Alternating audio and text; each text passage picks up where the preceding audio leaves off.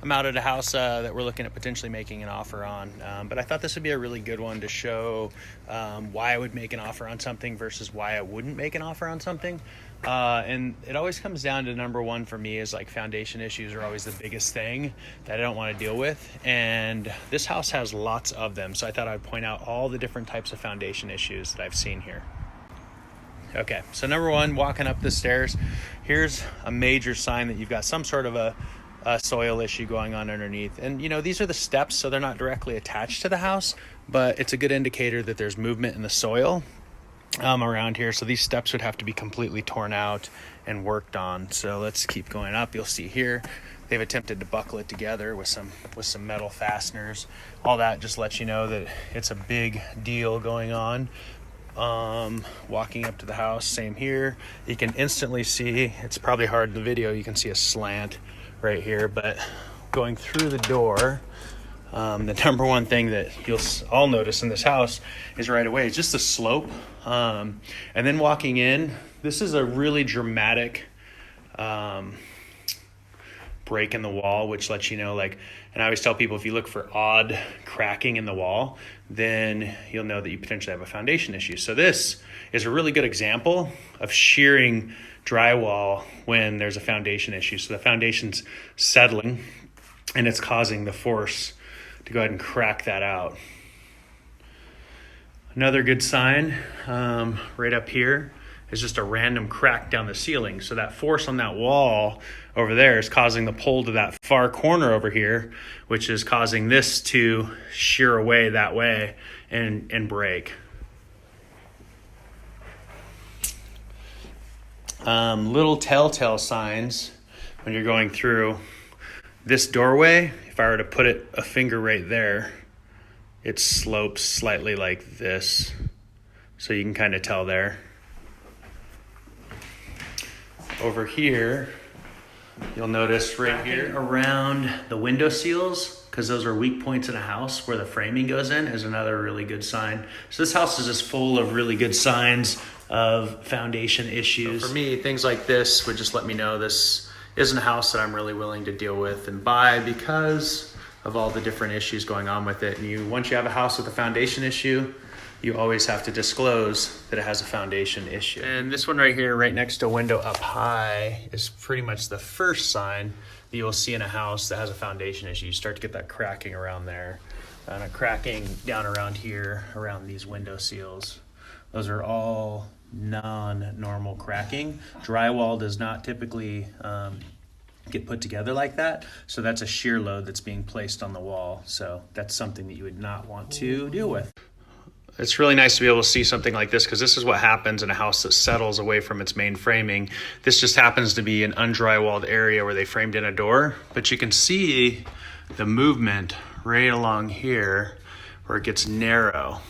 Now I'm gonna attempt to open that door and shut it, which it's not going to. So if you look at it, the door won't shut. So it's not able to close because it's all slipped down. Here's a shot. We're walking down to the basement to get a look at the foundation, and you'll see this fracture right here. This fracture runs all the way through, which lets you know, I mean, that's a significant fracture. That's my finger, so that's probably a 1/2 inch plus. So the gapping is all the way up there, all the way through. So that's a complete fracture of the foundation there. So that little bit of shift, imagine like, 1 inch over here could be 5 inches on the other side of the house, which is what we're seeing. We're down in the basement, and it's really kind of hard to tell, but the whole basement wall has a complete bow in it. So that type of bowing means there's a lot of pressure on the backside of it. Usually what happens is soil that's wet starts to compact down and put a bunch of pressure. So that's pushing that wall forward, which is pushing the house forward, which is what we're seeing, all the movement towards the corner. And all that movement in the house is causing the fractures in the wall. This is another fracture where the wall has got so much pressure behind it that you're getting a diagonal fracture down all the way to the ground. So eventually that wall is going to give away. We're out back of this house with a foundation issue, and it sits up on a hillside like this. So it's got this more of a hillside in the backyard, and that's not an issue if you take care of the water runoff of your house. So what I can tell you, just seeing this backyard, knowing the age of construction of this home, is they probably didn't put perimeter drains in and stuff like they should have. So all this hillside water, it's just seeping down, is landing against that foundation wall where I showed you the crack of, and it's all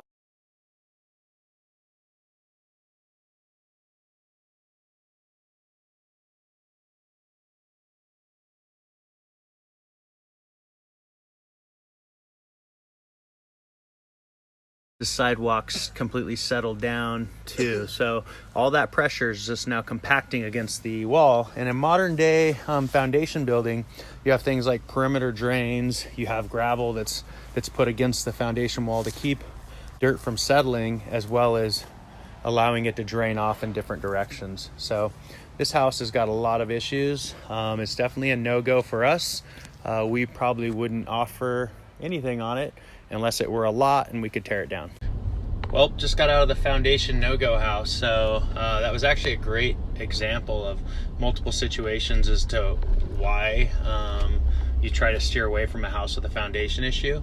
And it's not that like it's the end of the world in all circumstances, but the problem with it is most of the time is once you know of it, in the real estate world, you always have to disclose it. So if you buy a house that's got a fixed foundation and it comes with a warranty and stuff like that, that's all fine and dandy, but every time you go to sell it, you're gonna have to deal with it. So me personally, it's just one of those things that I choose to stay away from.